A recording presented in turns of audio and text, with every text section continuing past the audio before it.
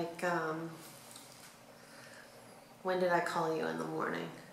I don't remember exactly when you called me, but you had, when I talked to you in the morning, you had told me that you had contractions before you went to bed, but then you were able to sleep through the night, and then you seemed to think that that was going to be the day, but you weren't quite there yet, and that you would be in touch with me. So you left for work, and basically we knew we were going to have the baby that night. Yeah. Did you know, or did you think I was telling you kind of? Well, I figured you were. So I had asked. Tell me the truth. I asked him what time he got off of work because I kind of wanted to like coordinate it around his schedule. And it was 4 o'clock at the time that you were supposed to get off of work. And then I think I ended up calling him at about 11 o'clock in the morning after he had left at about like 9. Or you left before that, like 8:30 he left or something, because it was Saturday. Yeah. And I called him at about 11 or 11:30 and I said, is there any way you're going to be able to leave work early? And so I think then you said, yeah, I could probably leave at like 2. Something like that. So he got off work at about 1:30. I was busy at work, and Lorraine's husband was busy at work, and so then I decided that I would leave work and go get Lorraine. No, you didn't decide that. No, I did. I thought I would, and I said, well, where do I park? Because it's all like weird outside parking, and so you were like, I think, thinking like, what the heck, I can't wait for her. I'm just gonna, and you said, I'm gonna come get you. Because she can't drive. I can drive. She's not very good at driving, so. I can't parallel park very well, so. I can't parallel park either. Okay, well, I would have had a parallel park probably. There's no parallel parking downtown. Okay, well, I just was concerned where I was gonna park, and then whenever I asked about parking, Lorraine just said, I'm gonna come get you. So I decided to come get her, and I started pulling out my car to come get her, and then somebody was parked too close to me, but it was really my fault because I was parked crooked. But so I ended up actually hitting their car with my mirror. So I drove back into the parking spot and I said, I'm just gonna go take my husband's car. So then I went upstairs, got his keys, went back down and drove his car to come get you. That's good.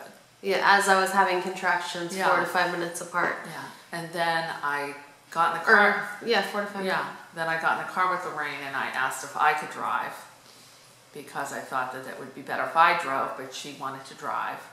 And then I said, well, if you get a contraction, just pull over. And so she waited a little bit to get, she was getting contractions, but then when we got, and it's not a far drive, but when we got at the very top of the bridge, the very, very top, she decides to have a contraction then. So there was nowhere to pull over. And I'm but like, they weren't like bad. They weren't painful. So I said, Lorraine, you'll remember this forever. We're in the car at the top of the bridge, you can't pull over, and now you're going to have your contractions. But well, as I was driving to you or whatever from my house, I thought maybe I accidentally wasn't really in labor because I had the timer on my little phone to do the contractions, and so I kept doing them, and I didn't have one for like 14 minutes. Oh. And I'm like, is this just like a joke? Like that I had them every 4 to 5 minutes, and then for some reason I decided not to have one for like 14 minutes? Well, I think that's one of the fallacies about the labor, is that you think that the contractions keep getting closer together and are really consistent. But I don't think that's true. I think that they are like random. Well, because I'd have some like 3 minutes apart at home and stuff. Like the night before I was able to fall asleep, so I knew that I was fine to just stay home until I couldn't sleep through it anymore. Right. And then the next morning when I woke up, I couldn't just lay on, knew I was having contractions and there was nothing I could do about it. So I tried to lay on the sofa and just kind of fall asleep, and I was just so uncomfortable that I just couldn't just lay there and sleep. So I'm like, let's just get this. Let's get the ball rolling. Let's get this going. Let's get this going on. I had to like lay down and try to fall asleep for a little bit, and it didn't work out. It wasn't in pain that was unbearable though, but it just like kind of freaked me out. I just didn't want to have the baby at home or in the car or anything like that. Between that, I guess. Well, no, then we met Brian. That's what I mean. Then you got in touch with Brian. Brian came, and then we all went to the place. How was I in the car? You were fine. I was pretty normal. I just, like, my contractions, I could feel them. And the thing that made me nervous is the hospital that we chose to go to is about 30 minutes away. And I was having contractions consistently they were between 4 to 5 minutes apart, 4 a minute long, and I've been having them pretty much since the night before, and I didn't want them to all of a sudden start coming on stronger and stronger and not be able to get to the hospital that's 30 minutes away in time. So then what, Brian?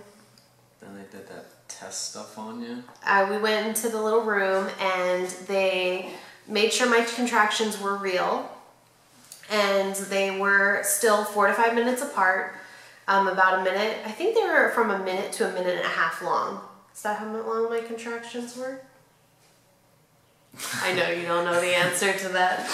I guess they got you into a room and they checked you and said, you're good, you can stay. Basically checked me. I was 2 to 3 centimeters dilated, 90% effaced, and my water bag was bulging, meaning that it was ready to burst, but it just wasn't bursting on its own. And the woman didn't even have the door shut. Lorraine had her clothes all ripped off. I thought that was kind of interesting. Not very private or anything. I don't care. She just ripped her clothes off, and then I was a little surprised at that. Stripped all my clothes off and I put the hospital gown on, and then we were escorted to our hospital room.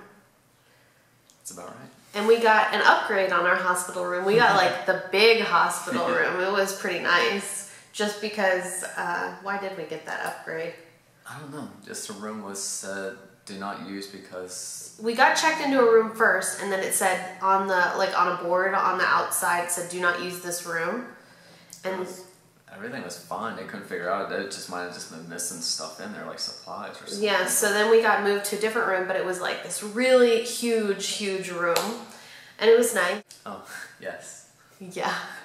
I just laid on the bed and in my hospital gown, and they strapped me up to the machine to keep checking the contractions that were still consistently the same. And they then had someone come in and take my blood work.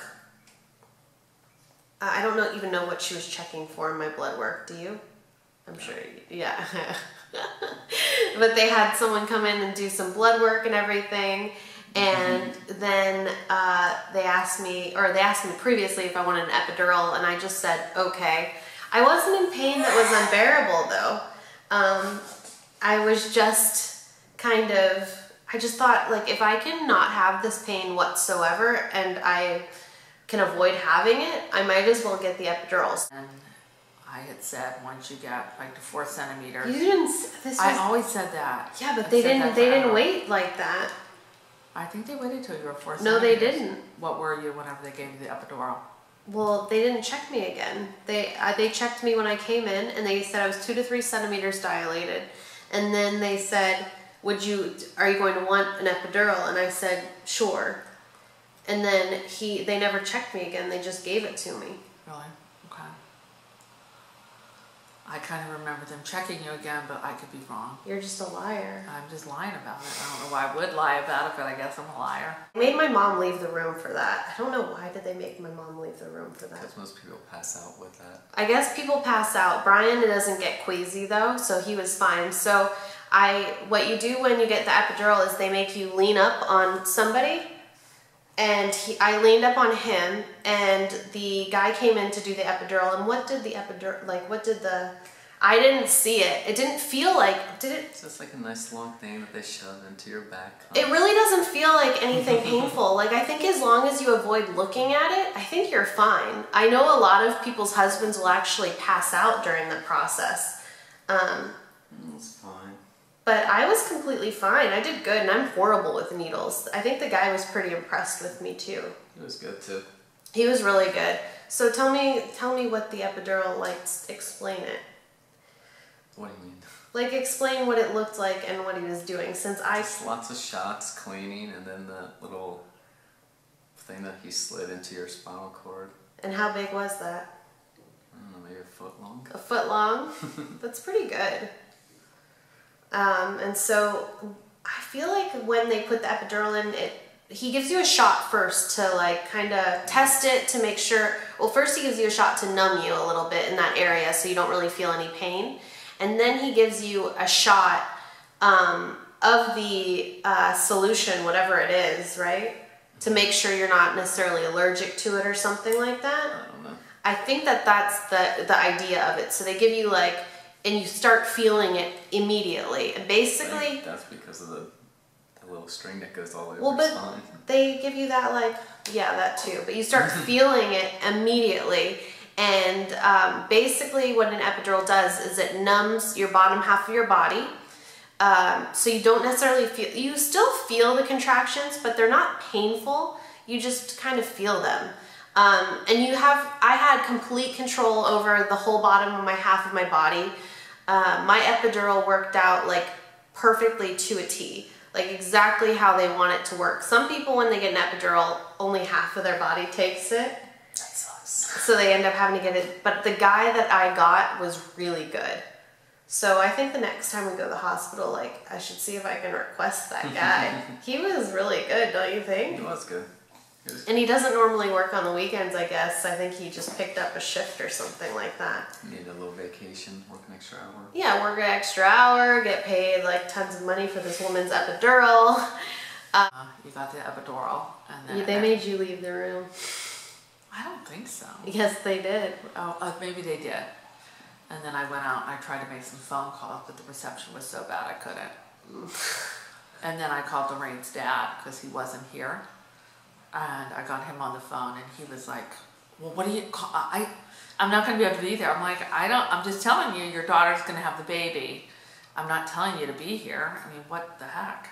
How could you be there? And then it was just a lot of laying around waiting. Ended up wearing off. And then they gave you more. They gave me more, but it did end up wearing off. Right.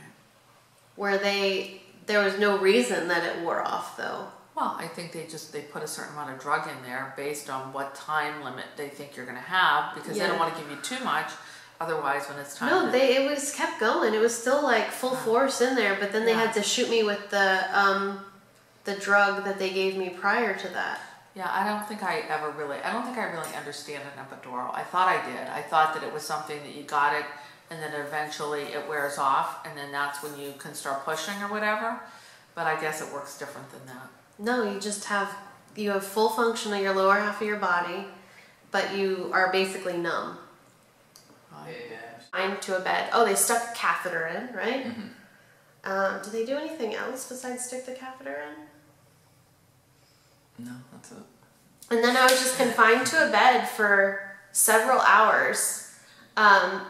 They did, as soon as they could, have a midwife came in. Actually, funny thing is that my doctor's office has 3 rotating doctors, and I believe the one lady is a midwife at my practice. There are 4 people that can deliver your baby total in the practice of the OBGYN that I went to.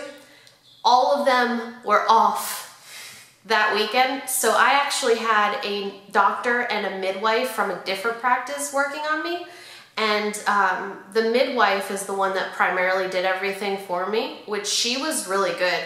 So I think the next baby that we have, I kind of want to go to them because they were just so good. Fine with me. So if we have another baby, but the midwife was so good, but she came in and she broke my water, and then that made my progression go really quickly. So I progressed really quickly to about 9 centimeters, and then I just stopped. I just was stuck at 9 centimeters. Half centimeter or 9 centimeters, so 9.5. So she couldn't push until she was at 10. So they gave me Pitocin at that point. Oh, right. They gave you some Pitocin to speed it up a little bit. And then they said, as soon as you have the urge to push, let us know. And so then Lorraine didn't wait very long. She said, I'm having that urge to push. But now I found out a couple of days ago she was lying about that urge. I really got bored just laying there. So I kind of would have little urges to push, but nothing severe. So anytime I had like this little urge to push, I told them because I just wanted to get it over with. And I think that's a mistake. So, because I really didn't have to, I was just really bored. So basically going into labor is nothing like I have ever expected. And then you felt pretty good, and we just sat there. And I laid there for what I felt like too long.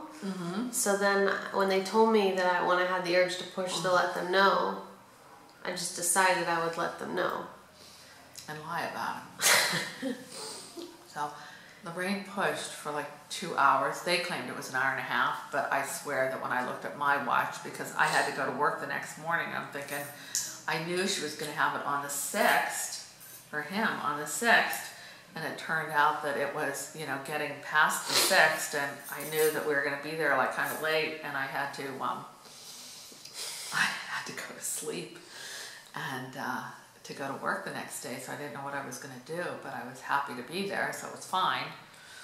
But it just went on and on and on. Pretending that I was grunting during this process, and he's like, you were grunting and blah, blah. And I never grunted whatsoever, did I? No. But he likes to like make a joke of it, because I don't know why he thinks it's so funny. I think it's because it makes me annoyed that he says I was grunting, and I wasn't. That's why, it's fun getting you mad. Yeah.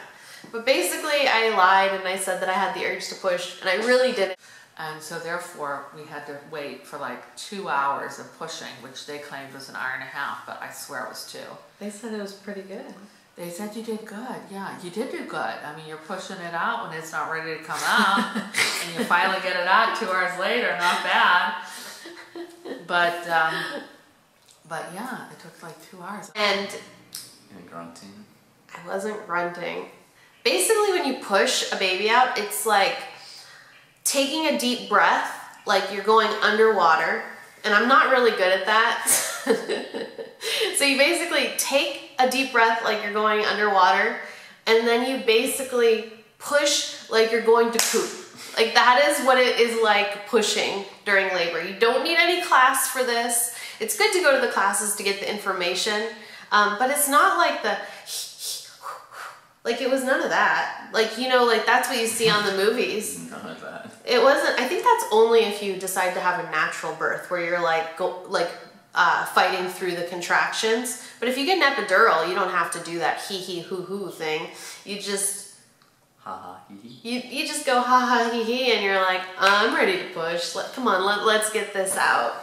And so I had to push for an hour and a half, and Brian was very helpful. What did it look like? I just kept looking. It was like kind of freakish. And we told Brian, don't look. So he stayed up by Lorraine's head and just gave her ice chip after ice chip. He said he looked though. Oh, he did look? Well, okay, well then that's it. Did you look down at all? A little bit. Did you really? Yeah, why not? Did you? Yeah. You weren't supposed to. Who cares? Did you see what was going on at all? Yeah, it's Did you really see scary. Did you see the head pop out or anything like that? Like, some of it. That's disgusting.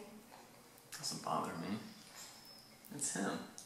It's him, and he's so cute. But no, I don't know. It was normal, I guess you could say. I don't know. It wasn't anything too bad. So you did look? Yeah. You told me you didn't. Why am I going to tell you the truth?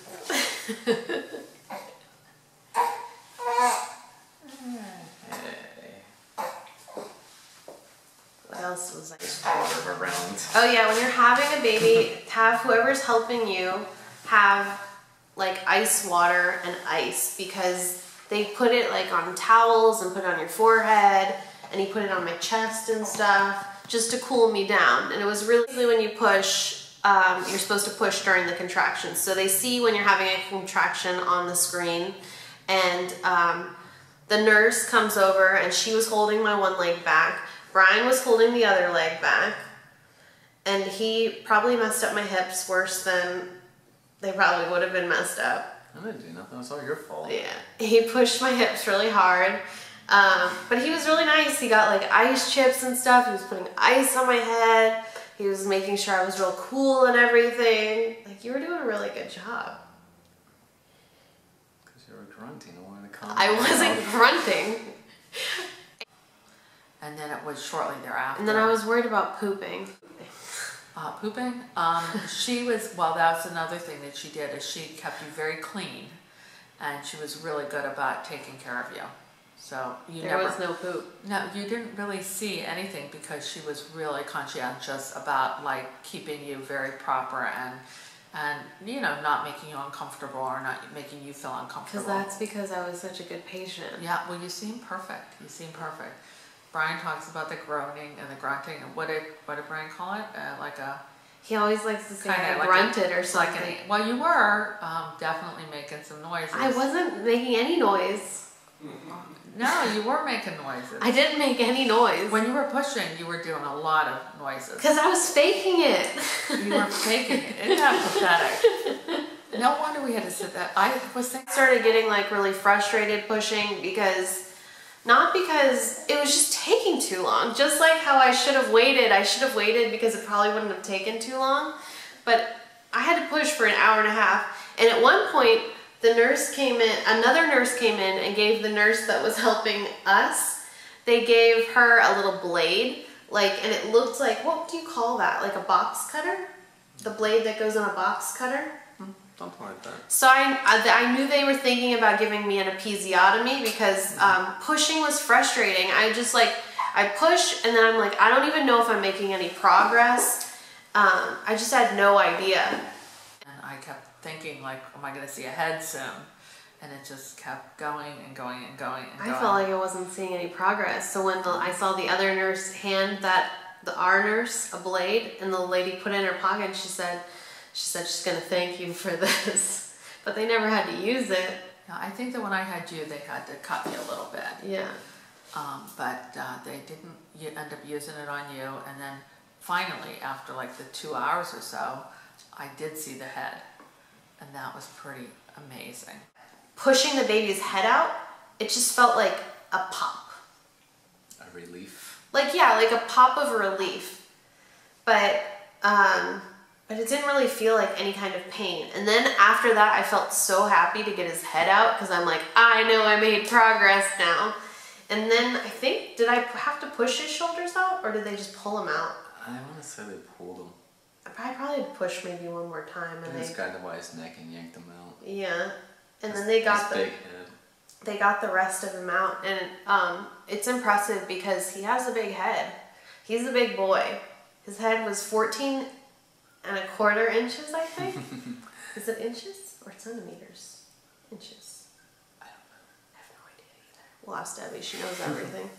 On and on and on because she was faking it. That's good to know. It didn't hurt or anything. It didn't even hurt. And then all of a sudden this gorgeous baby pops out. And Brian kept her really cool with all those ice chips. They said they couldn't remember having anybody that didn't have heat emitting from their body. But that's because of what a good patient I am. Yeah, no grunting, just... No, that's because Brian was giving you ice chips after ice chip after ice chip. You're lucky you weren't... Oh, you were catheterized, so... Yeah. So you weren't urinating. Okay. Well, that makes sense. They had to empty that numerous times. I had a lot of ice chips. There was a lot of ice. And then did they put him immediately on my chest afterwards? And then they cleaned him. And you cut the cord. Tell them what cutting the cord is like. It's really rubbery, like a hose. It's like a rubbery hose. Is it weird to do that?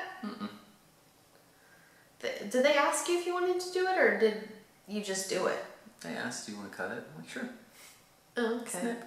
Like, this part is kind of a blur to me. And then they put him on my chest for, like, literally only a minute or something, right? Maybe it was a couple minutes. Couple minutes. And then they brought him over to the little heat incubator thing. But what was it like seeing him for the first time? It was just kind of weird. It was like more weird than anything else. Like, it's really cool because you don't... It's here and you can't take it back now. Oh, really? Is that what you felt like? It's like, oh my God, he's here? I don't know. I was just like, it's kind of like you're in an awe, kind of surreal moment. It's really impossible to explain. It was very interesting. What did you think when the baby came out? I thought, oh my God. It was amazing. Brian's first reaction was like about the head shape. Is that going to go away? I didn't notice anything weird about the head. It was shape. really cone-shaped at first. I didn't, I honestly, I mean, it was almost 3 o'clock in the morning. I really didn't notice that at all. I just noticed that his feet and hands were like bluish, but he didn't have like all that stuff that some babies have on them because he was definitely full grown. And so he looked good, and they did like this terrific job of doing the whole cleanup of him and everything, and he looked beautiful from right away, as any grandmother would say, but he truly did look beautiful. And then it seems like he's only there for a minute, and then they take him away and they clean him down. They do, and you watched that process or no? Mm-hmm. That's when they measured did all that stuff, checked his temperature. And then as they're doing that, the midwife is stitching you up. I tore. I didn't need the blade, but I tore. And she's like, first she gets out the placenta, and getting out the placenta was actually really uncomfortable because that's where she's like pushing on my stomach to get the placenta out. And it just that was the most painful experience of the whole delivery, but it really wasn't that painful. It just was uncomfortable. And she pushed out the placenta, and then I had my legs spread open for all the world to see, and then she's like stitching me up. And then everybody's kind of over around the baby except for me with the midwife getting stitched up, and I was like, that kind of made me upset. I was like, you don't matter anymore. I was like, why does everyone except me get to see the baby now? Because I'm like just here, legs wide open, getting stitched up, and everyone else gets to enjoy the baby right now, and I want to enjoy the baby. That's what I felt. I was really mad. I didn't like it. We enjoyed it. When does the epidural go away? I don't remember it going away. Oh, when they took it out? Well, because at the end of whenever I finished giving birth, they actually upped the Pitocin to make my uterus contract to go back to normal size. Mm-hmm. So they upped the Pitocin, but I didn't feel like contractions really. So the epidural, when do you think it ran out? When they took the needle and stuff, or what are they? I don't even remember them taking the needle away. Yeah. I don't even remember him coming back in, but I'm sure he did. I think he came back in and he saw the came back baby. the next day, yeah, or was no, it not the next day. He would have had to come back that night. Oh. And he must have just said, "My job is done here," and pulled his equipment out. I don't know. I don't recall that so much. I was more watching the baby and seeing what they were doing with the baby, and he was doing his crying, but his skin tone and everything got really good quick. Crying was actually excellent. So I thought I was going to be there to help, but I really didn't have to. Yeah, it was pretty easy. I just got to watch. So next baby, you get to watch Graham. Well, Brian's there. Oh, okay. Okay, I'll do that.